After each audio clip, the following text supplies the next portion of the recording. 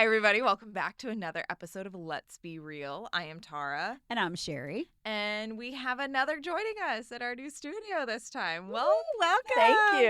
Well, not new guest. Right, welcome back, Returning guest. Here, yes. Thank you so much. Yeah, absolutely. So Janna's back, and I'm the one talking, but I actually have no idea what we're in store for this All right. episode, so Sheri gets to take it from here. Janna and I were talking about the idea of making change. Like, that's one of the reasons why we started this podcast, right? Or at least from my perception, anyway. And as far as I'm concerned, that's all that matters. But anyway, just kidding. Like being change makers, being disruptors, and Janna being a nurse, and wanting to change that dynamic of going in and the shitty roles that we find ourselves in. Sure. Since that's my professional verbiage for today, but like this role of being subservient or the way the system is supposed to work, or is working, so that's just is, and we can't say anything to make it change, so we just leave, right?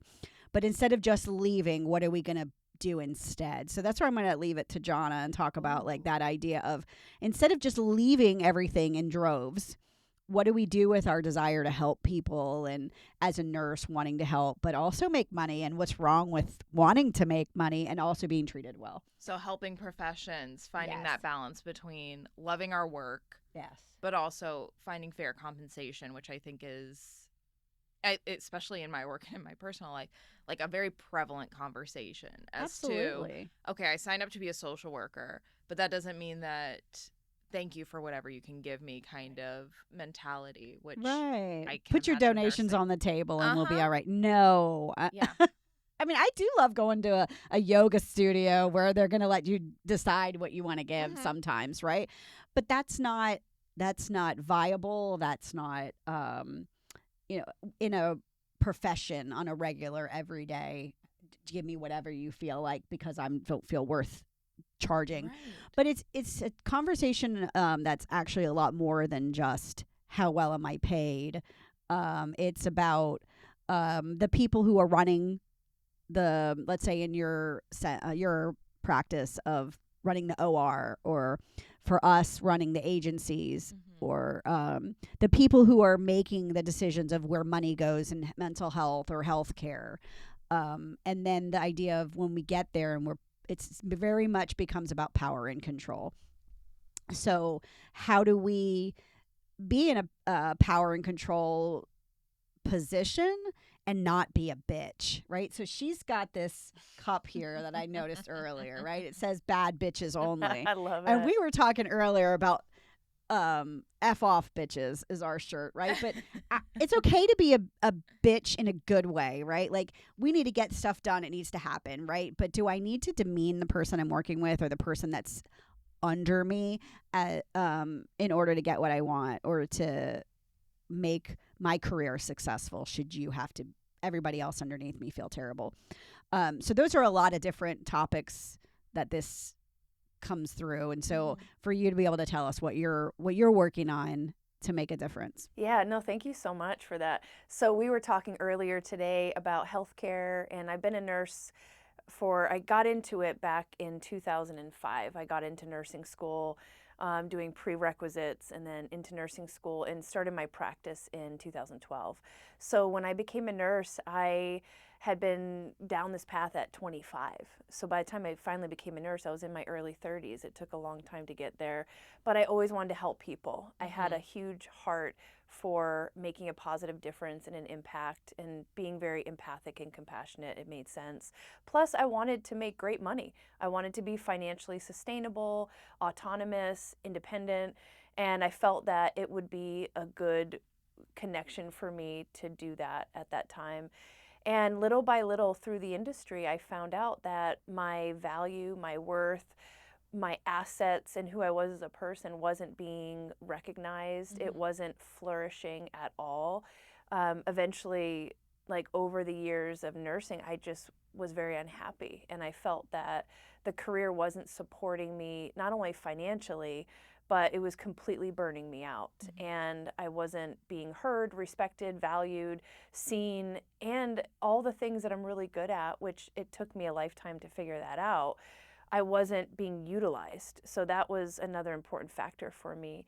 So I decided that I wanted to retire as a nurse. And I wanted to retire 5 years ago, but it just financially didn't work out that way. But this year I'm retiring from being a registered nurse in the sense of going to a hospital and a surgery center. And I'm starting my own business and launching it. I already have the business, but launching this year. And I know you and I were talking about that, but I'm really excited because I'm going to be offering multiple programs for healthcare employees, managers, supervisors, staff, for people that either want to know how to become a better leader, how to communicate more effectively within their own authority and integrity, how to bring more joy into their unit and have less people leaving in droves. And also just how to de-stress with all the burnout and the PTSD and the trauma that we as healthcare workers, and even in your field, like we're all in a similar space where we go through certain things. Yeah. So that was really my hope, is pivoting. So not leaving the industry completely, but just in a different way that's more empowering for me, and in a way that I could give back to all the people that are still going to be in the industry doing what I did. Right. And so to me, that goes back to like we've all been like we go in cycles, right? Of what people are willing to do to say this isn't working, right? We go way back to the idea of people worked however many hours they made them work, and then we moved to the 40-hour week, and somehow we've stuck there. Yeah. Sure, why, but it's not like, so moving from these ideas that 40 hours means that you are a productive human, it has nothing to do with what you actually did in those 40 hours. No, cue my eye honest, roll. right? So getting away from that type of mentality, the extra papers, like I'm always talking about, like for no reason, the rudeness of people who think they're above you and think that they can demean you and micromanage the heck out of you, right? And like I was listening to one of my coworkers when she was doing an exit interview recently from one of her jobs, and them saying to her, like, she's a licensed clinical social worker, right? Where we have autonomy to make our own diagnoses, and they should stand on their own when you're done, right? And you sign that, and that's what you said it was, and that's it, right? But her supervisor saying, oh, but you know what, let's go back 6 months ago, and I don't agree with this diagnosis. And I'm thinking, what? How would you, like, why do you think that that's okay to try to change somebody's because you're their boss? And that to me is micromanaging the heck out of it. And first of all, that's unethical. You can't go back 6 months prior and change things. Right. So that's just an example to me of why do we get ourselves into these, I don't mean us, like where did this come along that everybody felt that next level position, which I call them the micromanager, that the only way to move up is to be a manager. And so that manager role is middle management, and we have to prove ourselves by, you did this wrong. Let me put a different word in here just to say I changed it, right? And when you're in the OR, what are the things that you're hearing from or feeling when you're having to teach people how to do their job, but at the same time being yelled at It's hard by someone above you? Right. It's really hard because when I go into my work, I try to be very professional, team player, great attitude, compassionate with my patients, present, and hardworking. So I try to bring all of who I am to every shift, every job. And it's challenging because I find that all of who I am is not all of what's needed, seen, appreciated, reciprocated. I feel that they need a body with a pulse, like a flesh suit and a pulse, and that's what they need. Like, they don't need a great work ethic. They don't need a team player. They don't need someone that really is an advocate for patient care. Sure, those things are great if it's embedded into who you are, and great for no one other than perhaps yourself and the people that you care for. But I just found that bringing all of me and all of the resources was so often overlooked and not seen. And I felt that way by the micromanaging. So many bosses I had would be breathing down my neck, not trusting me that I was doing the right thing, and always asking, not just me, but other people, where are you? How come you're not doing this? You need to do this. Did you go to the bathroom? And they treat you like you're a child. Right. And it takes away that autonomy and that trust. Right. Professionalism. And absolutely. I mean, there is, in my opinion, I've been doing the nursing for 12 years, traveling the country for 10. And I can tell you, I feel like it's the least professional career I've ever had. Personally, like that's the way I have seen it. Yeah. As far as the management, the leadership style, for the most part, I haven't met very many great leaders. I've met some amazing people, very kind and compassionate nurses, amazing patients, but I can't say I've met great leadership that often in the 12 years. And it all starts with leaders. If the leaderships do not know how to lead, your team is going to be broken. Your environment is going to be toxic, and you're not holding anyone accountable. You don't have any practices in place. Yeah. And I think it's the whole system that doesn't support the leaders being great leaders, because again, they need a body. They need a body with a degree and maybe a little experience, but there's no one that's even holding them accountable for how are you leading your people? You know, what tools are you using? Are they supported? There's no like checks and balances to take the pulse of like what's happening in your unit. Are the people happy? Why do you have so many people leaving in droves? Absolutely. Why are we not paying attention to this? This is in every, I mean, really right now, I guess maybe it's more obvious post-COVID, but everybody is leaving every profession and kind of like shifting, right? And the shift is to no more BS. Don't tell me what to do. I want to be able to do my job for the clientele I have. Teachers leaving in droves because, you know, not to be too political, but I have to be. You know, like Florida, we have a ridiculous governor who makes kind of the dumbest rules, and then wonders why people are leaving. And then to make up, it's like we're constantly shuffling to figure out how to pick up the pieces. And that's what I feel as a social worker. That's my purpose. That's why I became a social worker, was to make change, right?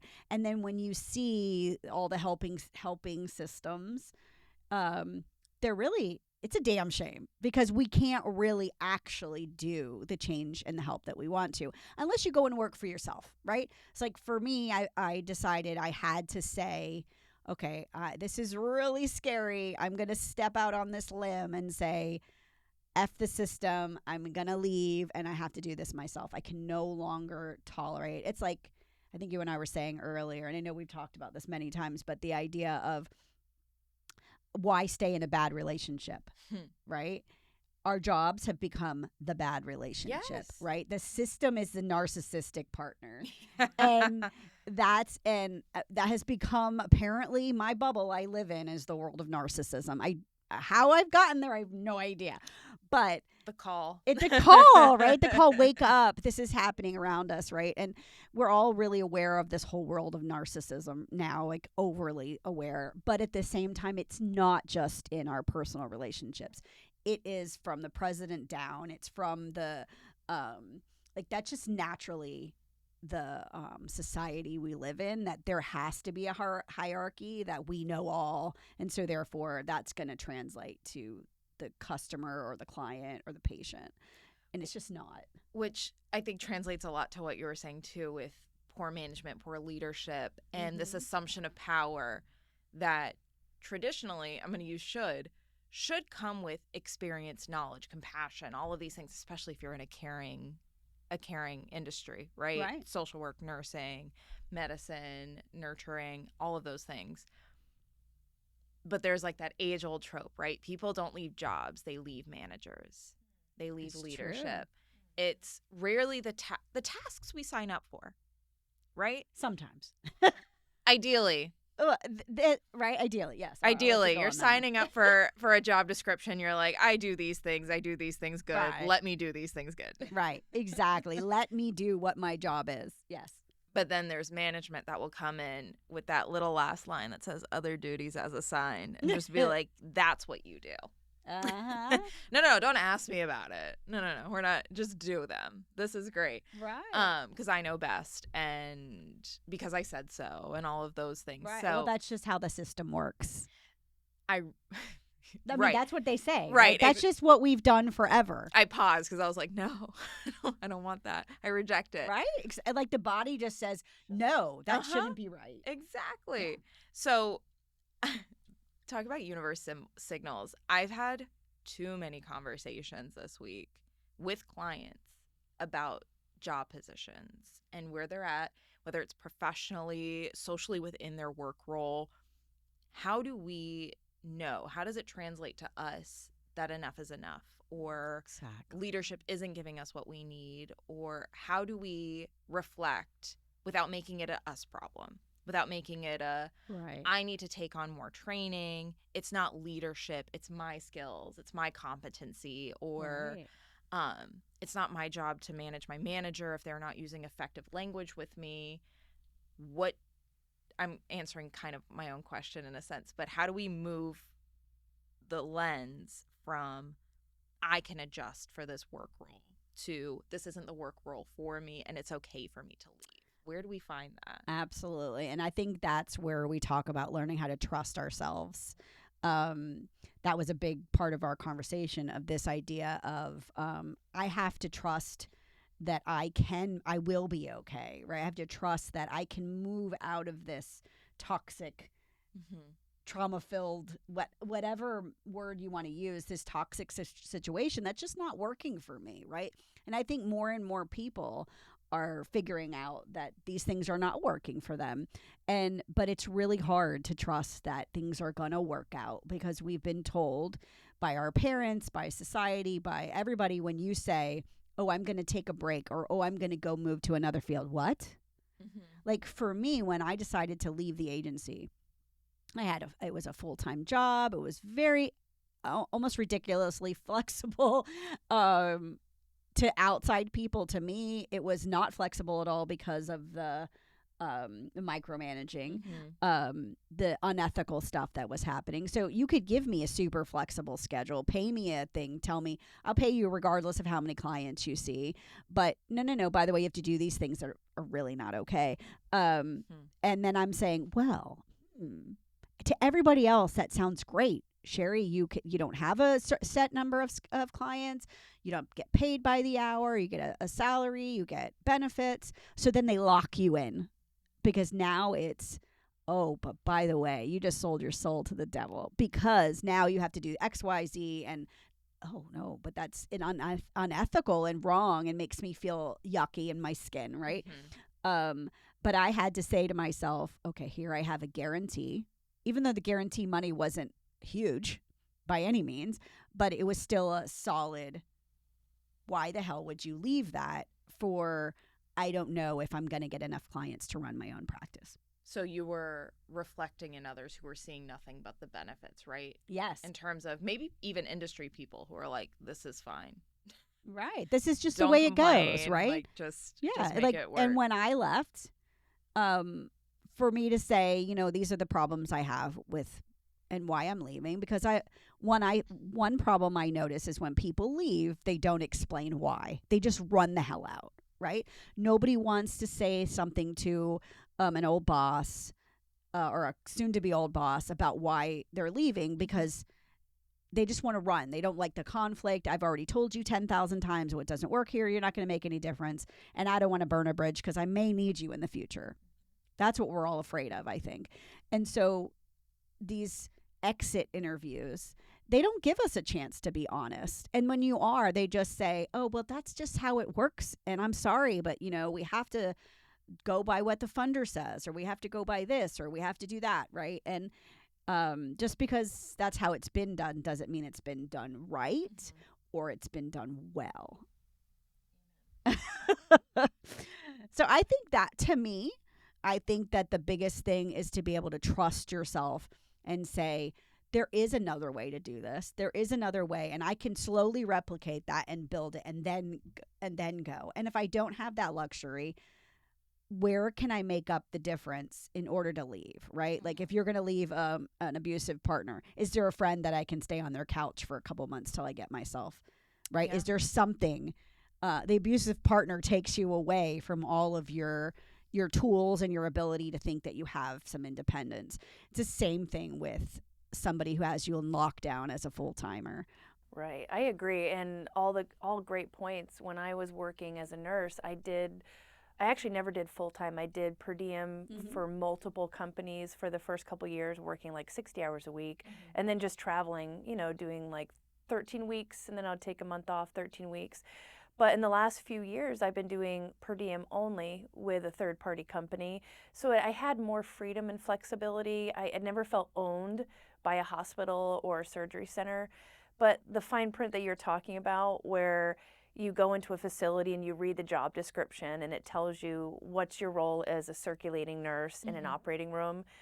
The thing is, there's so much more to that job. It's not just the duties themselves. It's you're going to be sexually harassed by surgeons, by staff. You're going to be micromanaged by your manager. You're not going to be trusted by other people. You're going to be talked badly about when you leave the room. Like, there's so many things that happen in an OR. And to me, I just found the environment to not be mature enough. It just felt very catty, small-minded, middle school, high school BS, like stuff that I don't have the time for, nor do I have the energy. And it's just not what I signed up for. So that's why I decided to pivot, because I'm like, I can't change the industry from the position I'm in.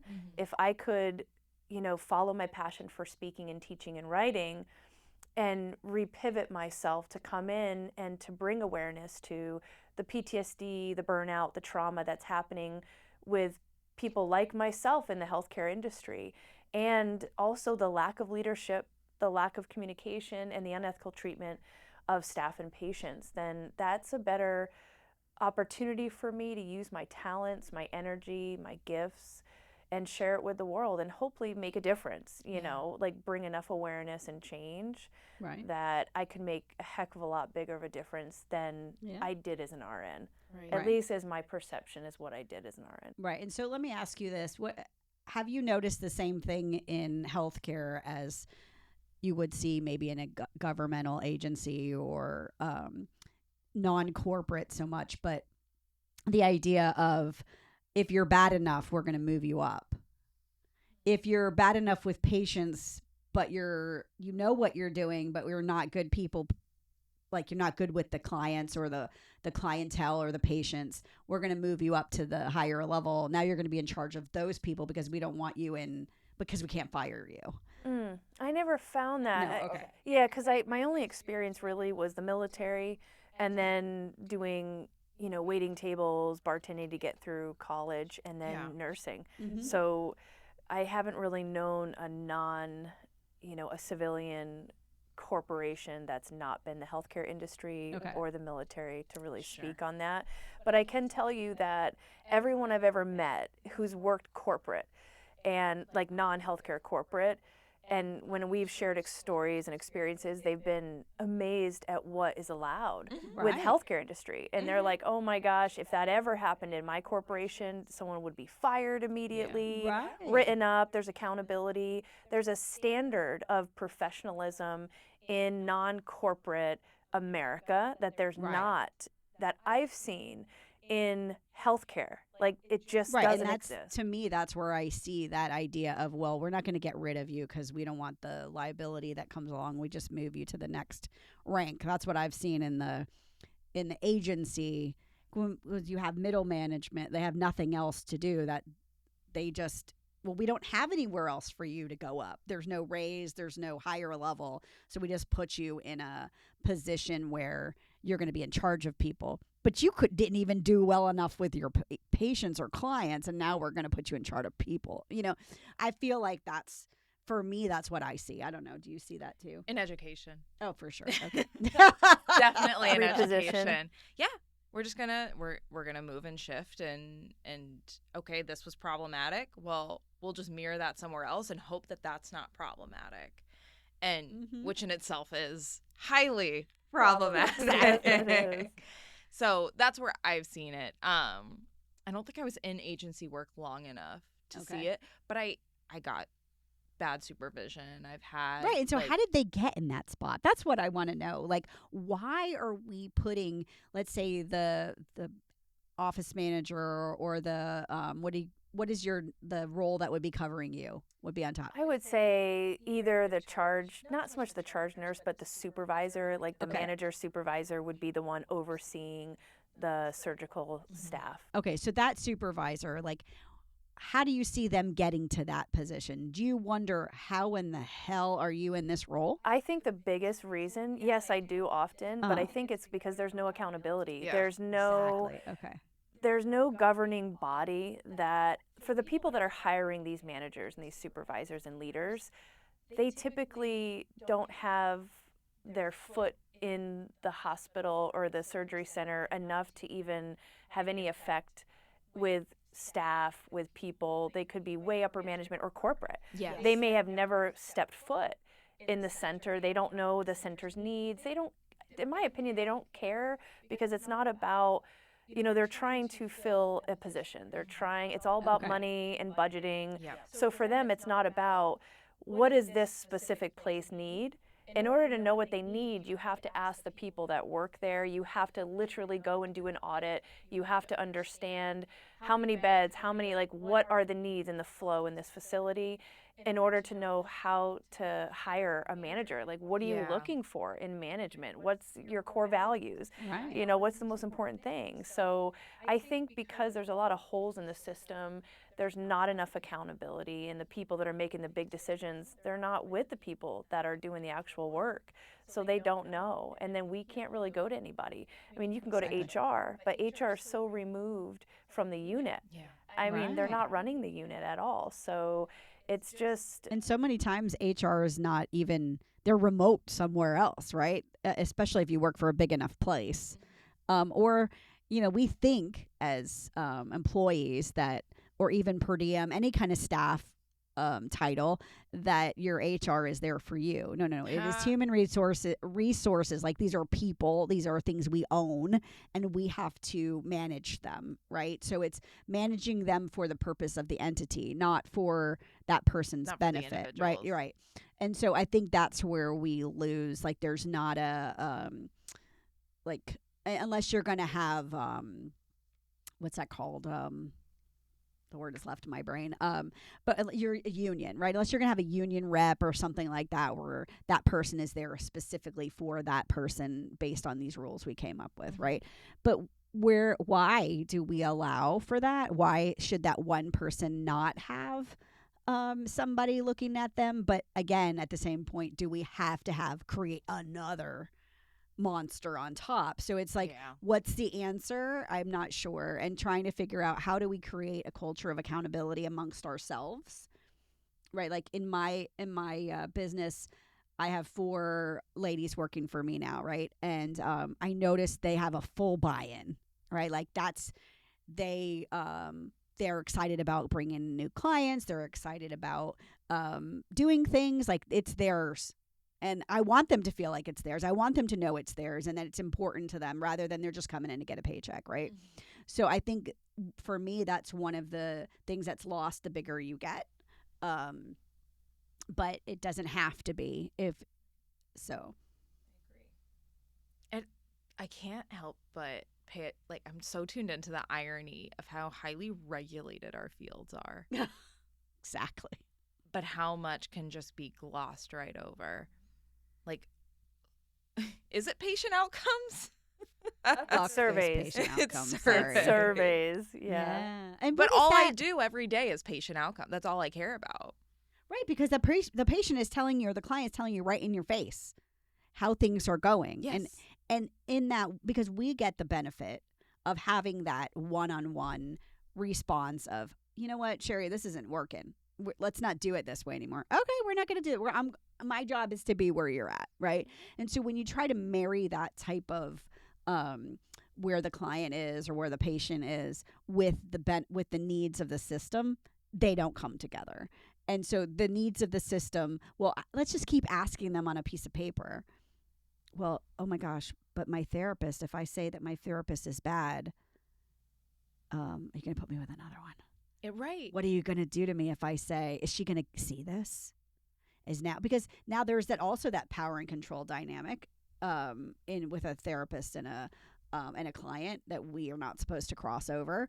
But it's still awkward if you just wrote something shitty about your therapist and now I got a session with her tomorrow. That's like, awkward. but I'm not going to fire her. So now this is just out there. This is as good as I'm going to get, so I don't want to write anything bad. Yeah. And also, like, the number of horrible stories I've heard about people in their therapists, but also in nursing. Like, nursing, it's just, like, it's not bad apples. It's like they're batches out there. Well, obviously, Georgia some time ago got busted for all of those there were like falsified licenses or certificates. Do you remember that came out? Was that during COVID? I think it was. I'm not 100% sure the date on that. But it was an institution, of course, that wasn't accredited or was just like flubbing the whole thing. Jeez. And tens of thousands, hundreds of thousands of nurses right. going out into the world providing services. And it's also scary because some of them may have been the best nurses that someone may have come in contact with, right? Like some may have just had that natural nurturing right. care to them, which is why life coaches are a thing now too. Yeah. Like there's the unregulation, but that's good. Let's not keep regulating the hell out of everything, right? No, We're killing it. I want to be able to have free market, man. Right. I think that we should be able to have something that says, okay, you're qualified for this. Mm-hmm. And some kind of weed out. I get it. But to the extent at which it is, I'm not sure that really helps me, right? Like, let's say you were saying about the PA doing the surgery versus the doctor. And that PA had to go through how much school versus how much shit and money that the MD had to do. But that PA is probably just as good, if not better, than that MD. So I hear that all the time between nurses and doctors, and someone comes in and they're like, I want a doctor doing my IV. And you're like, I don't know if you want that. No, I don't want a doctor doing my IV. Thank you. They haven't done it since they were in school. Like, no, I'm good. But accessibility. All of us at this table have gone through trial, tribulation, debt, and sweat, blood, all of it, all of the above, to get to where we needed to be academically and professionally. Mm-hmm. Now, I think there needs to be a barrier to entry. Of course. But accessibility is still a wonderful thing that we would love to be able to offer people. If you want to become a nurse, you should be able to do the work to become a nurse. Right. Same with social work. I can't comprehend how many hoops we jump through to get to these jobs that are like $14 an hour. Sound good? Cool. No, get the hell away from me, right? But how dare you? Taxes, Yeah. How dare you? Right. I remember after I got my master's, okay, so it was 2000. So we're talking 24 years ago, which still seems unreal. But when they offered me my first job and they said to me $21,000, which even in 2000 was really bad, I was like, no, I have to. I mean, I could stay at a preschool and work at the preschool and make that kind of money. I was like, no, I'm good. Thank you. But we can't, we're getting into a place now where people are willing to pay more money, but only because they have to, but we're not getting anything better. We're not getting better services because it's not just because of that, right? We're rewarding, I don't know how you reward work ethic, or maybe we should. Work ethic, the love of the job, the passion that somebody has just for the client or the patient, right? That alone should be a number one tick off the box as how you get paid. Like when you're doing a like a raise or whatever, I'm gonna give you 50 cents because you happen to be here for 3 years. So congratulations. It's frustrating since COVID, because when COVID happened, nurses were finally starting to get paid, not what they deserve, but better than they had been paid for years. And of course, the demands were higher, the risk was higher. it still didn't outweigh everything that was happening. But it just felt nice finally Some to be validation. paid a little bit more appropriate to the risk that we take every day, pre-COVID, post-COVID, whatever. But what's happened now in the industry, there was a time when I was in hot demand, where I could get a job anywhere, everywhere I would apply, I got the job. And now I have more experience than ever and more qualified than I've ever been. Yet it's been so hard for me as of like last year and the last few years to get a job, because now you almost everywhere they're still requiring the vaccine, the COVID-19 vaccine. I mean, how ridiculous.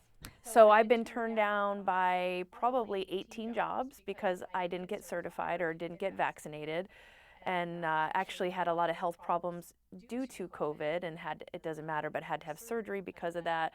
So it's like I have all the proof of medical and religious, but yet they're like, nope, we don't care. So I've been denied and discriminated against at all these same places that it's funny, I worked before and you had no problem me schlepping it in your trash hole, but now you're telling me I can't go because I'm not vaccinated. Now we have standards. Yeah, now we have Oh, standards. God. So And they keep changing, right? Yeah. well, So, it keeps shifting. right. And now they're wanting, this is even more interesting, the last couple years. So I'm a circulator in the OR. At least I used to be. I still am qualified, but haven't been doing it this year. But now they want you to do scrub tech, which is a whole different specialty, and circulate. Now there are circulating nurses that used to be scrub techs that became a nurse, and there are nurses that cross-trained to do scrubbing. As an employer, I understand that it is a benefit to have someone that, hey, they could do both if you're out of scrub, but now it's the demand. Now it's the new rule. Most places, if you don't do scrub and circulate, we're not even going to look at you. So to me, I look at that and I think, like, bad on you, because now you're wanting two positions for the price of one. Right. You want a 2-for-1, right? And Don't we all, right? It sounds great Yeah. on Amazon when they say this comes in a set of two, right? It's frustrating. So to me, that's why like so many things kept stacking, the COVID vaccine, and now having to do a whole nother profession, and you're competing with 50, 100, 200 people on every job. And it's like, it doesn't even matter when you interview what you're good at. They don't even care, like, well, what specialties have you done for 12 years? You know, where have you thrived? You know, and what's your strong suit? It's like, that's irrelevant. This is the hole that we need to fill. Yeah. Jump in. You know what I'm saying? Right. Are you willing to jump into the hole in the shit show Right. that's about to ensue? And if the answer is no, then Right. And I find blame another things way. like HR and the way we go through resumes and the whole idea of a stupid resume and all this. This doesn't tell anybody anything, right? An example would be, I am not a nurse, but yet I get calls on a regular because on my resume, I worked for a place called Nurse on Call, and I was a home health social worker, right? But I was never a nurse. It never says that, right? But somehow my resume that has been out there for a while, people still think I'm a nurse because I worked for one agency. So it's all based on the keywords, right? So if your keywords don't match, they don't even call you. I understand they got to go through thousands, supposedly, of resumes, but at what point do we actually look at the person? Like, why are you even going to waste your time calling me or sending me a message for something I'm completely not qualified for? Yeah. Because the keyword was on my resume. And so that's another, like, why waste your time? Because we're not paying attention to the right things. There's so much of that. Like, we need more self-awareness, first of all. We need more, like, paying attention to what are we actually putting all this effort into. So the more effort, the more we put focus on something, the more we get of it. So if I keep putting effort into, I just need a body, I'm desperate for a body, that's all I'm going to care about. I'm not going to care about whether that body's good for the patient, because the patient at this point is irrelevant to us. We just want their money. And so that's where it all breaks down. And if that doesn't change in every single industry, then we're going to continue to have this, because people keep leaving in droves and starting something new. And that's why we have Uber, and that's why we have DoorDash, and that's why we have people making their own businesses, and why we have coaches, which is not bad. But what I'm saying is so what's going to happen to the, what's the word? Like the traditional formal professions, they're all going to have to go away because no one's going to want to do them anymore. Right. So we have to wake up and figure out we need to do this right, unless Janna's going to have her surgery center in her garage, and then that will be done right, but it won't be regulated. Yeah. So, right? I mean, when is regulation more important, which is most of the time, the regulation and the rules and the BS that comes along with it, more important than the actual service you're providing? What's the timeline on this memoir? So I started writing it 2 years ago, and it was more about my personal life. So I'm pivoting. I'm hoping in the next 3 months that I will be completely done with the writing, and then I can finally find a publisher and do it, because I just feel like, energetically speaking, like that memoir and the Oracle deck in combination with that, is just going to be, in my hope, like a light in the world to shed the truth. So I'm hoping for sure this year, but I'm hoping in the next 3 to 6 months for publication. Awesome. Well, That's let us know. amazing. Absolutely. Yes, We'd love to let please. everybody know about it. And we'll have Janna's information on our show notes. Yeah.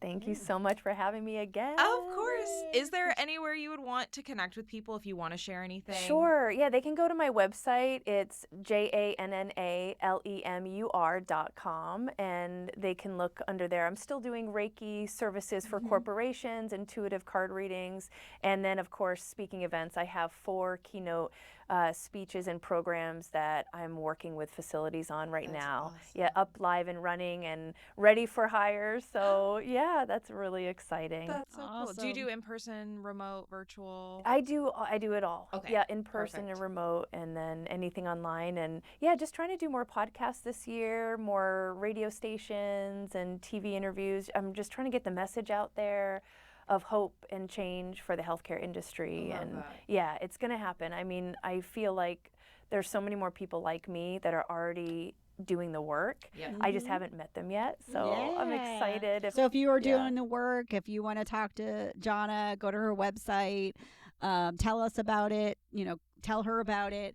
We would love to find out more, like, where are the change makers, and what do you guys, changes do you as a viewer feel like need to really be discussed as well, so we're not missing anything. Yes. Come one, come all. Open invitation. Right. Thank you, ladies. No, thank you so much you. for coming. And I guess we will catch everybody on our next episode.